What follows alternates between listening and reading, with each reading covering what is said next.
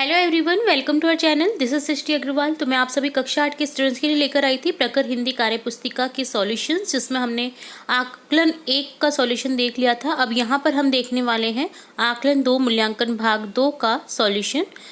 तो यहाँ पर क्वेश्चन फर्स्ट है, सरल शब्द का विलोम शब्द है। सरल का यहाँ पर विलोम शब्द बताना है, अपोजिट बताना है, जो कि हो जाएगा कठिन। ऑप्शन फर्स्ट को करेक्ट कर देंगे। एक व एक से अधिक की संख्या का बोध कराने वाले शब्दों को कहते हैं वचन। एक वचन, द्विवचन, है ना, जिससे आप पहचान कर सकते हैं कि जैसे लड़की एक वचन है, लड़कियां बहुवचन है। ठीक है। नीचे दिए गए वाक्यों का शुद्ध रूप लिखिए। रोहित अपने घर गई। तो रोहित एक लड़के का नाम है, गई एक स्त्रीलिंग शब्द हो गया, तो यहाँ पर हो जाएगा रोहित अपने घर गया। तुम दोनों कहाँ गया। तो यहाँ पर गया सिंगल के लिए आता है, एक वचन के लिए, जबकि यहाँ पर दो हैं तो दो के लिए आएगा तुम दोनों कहाँ गए।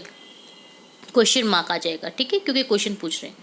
नीचे लिखे शब्दों का प्रयोग करते हुए वाक्य में प्रयोग कीजिए जोर जोर से। तो यहाँ पर वाक्य हो जाएगा, बच्चा जोर जोर से रो रहा है। नदी, नदी लगातार बह रही है। कचरा पात्र के उपयोग के कोई 2 लाभ लिखिए। कचरा पात्र में कचरा डालने से कचरा इधर उधर नहीं बिखरता है और इधर उधर गंदगी नहीं होती है। कचरा पात्र के उपयोग से कीटाणु नहीं फैलते हैं। नीचे लिखी चीजों की विशेषता बताने वाले शब्द जोड़कर लिखिए। जैसे समोसे, समोसे कैसे होते हैं, गरम समोसे। पेड़, लंबा पेड़। चींटी, काली चींटी। झंडा, ऊंचा झंडा। 7th है, नीचे दिए गए चित्र को देखकर 6-8 वाक्य लिखिए। तो यहाँ पर एक चित्र दिख रहा है जिसमें आपको गाय दिख रही है। गाय एक चौपाया जानवर है, 4 पैर वाला। गाय हमें दूध देती है। गाय के 2 सींग, 2 कान होते हैं। गाय की एक लंबी पूंछ होती है जो मक्खियों को उड़ाने के काम आती है। गाय के गोबर से खाद बनती है। गाय के गोबर से कंडे या उपले बनते हैं जो जलाने के काम आते हैं। गाय के दूध से दही, मक्खन, घी व मिठाइयाँ बनती हैं। तो यहाँ पर आपको 6 से 8 वाक्य लिखने थे, और भी जो आपको सेंटेंस आते हैं वो आप लिख सकते हैं।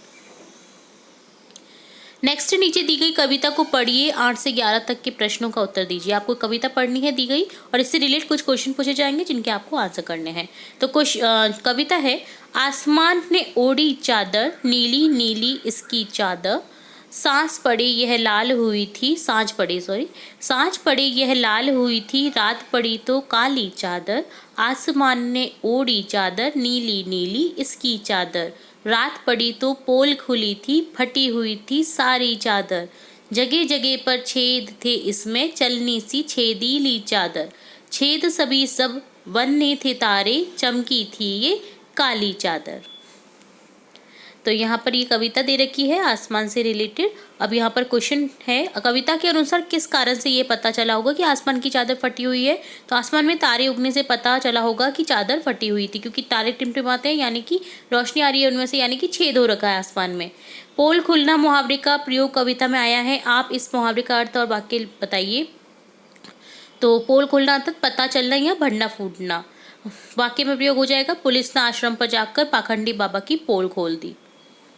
नेक्स्ट क्वेश्चन है, साँझ, शाम होने पर आसमान की चादर लाल क्यों हो जाती है। साँझ होने पर सूरज डूबने के कारण आसमान की चादर लाल हो जाती है। जब भी सूरज अस्त होता है तो आप देखिएगा आसमान लाल लाल सा हो जाता है। कविता का उपयुक्त शीर्षक क्या होगा। तो आसमान की चादर, क्योंकि इसमें आसमान की चादर की बात हो रही है, तो यहाँ पर उपयुक्त जो शीर्षक होगा ये हो जाएगा आसमान की चादर। नीचे लिखे गद्यांश को पढ़कर दिए गए प्रश्नों के उत्तर दीजिए। तो आपको एक गद्यांश दे रखा है जिससे रिलेटेड कुछ क्वेश्चन पूछे जाएंगे जिनके आपको आंसर करने हैं। गद्यांश है, ये धरती भी एक खूब बड़ी गुल्लक है। मिट्टी की बनी इस गुल्लक में प्रकृति वर्षा के मौसम में खूब पानी बरसाती है। ऐसे में हमें रुपए से ज़्यादा कई गुना कीमती इस वर्षा जल को बड़ी गुल्लक में जमा कर लेना चाहिए। हमारे छोटे बड़े तालाब, झील धरती की गुल्लक में पानी भरने का काम करते हैं। इसमें जमा पानी जमीन के नीचे जल के भंडार में छनकर मिलता है। वर्षा का मौसम बीत जाने पर इस गुल्लक में जमा जल रूपी धन हमें खूब काम देता है। तो यहाँ पर जो बरसात का पानी है उसकी बात की गई है कि एक धरती में बड़ी गुल्लक है जिसमें हमको पानी की बचत करते हुए उसमें डाल देना चाहिए। जैसे छोटे तालाब, झील धरती की गुल्लक में पानी भरने का काम करते हैं, तो जो बरसाती पानी होता है उसे वेस्ट नहीं जाने देना चाहिए, उसे कहीं ना कहीं एकत्रित कर लेना चाहिए। यहाँ पर इसी चीज़ की बात की गई है। तो विशाल गुल्लक किसे कहा गया है, धरती को। बरसात का पानी जमीन में किस प्रकार मिल जाता है, बरसात का पानी जमीन में छनकर मिल जाता है। बरसात के मौसम में बीत जाने पर हमें पानी कहाँ से प्राप्त होता है? तो बरसात के मौसम के बीत जाने पर तालाब, झील, धरती में जमा पानी से हमें पानी प्राप्त होता है।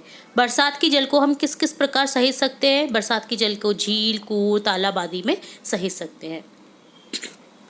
तो इस तरह डन होता है आपका मूल्यांकन 2 का सॉल्यूशन। इसी तरह हम बाकी के वर्कशीट्स के सॉल्यूशन भी देखेंगे और जो भी इंपॉर्टेंट वीडियोज़ है आपकी कक्षा से रिलेटेड वो भी देखेंगे। तो जुड़े रहे हमारे चैनल के साथ। वीडियो को पूरा देखने के लिए धन्यवाद।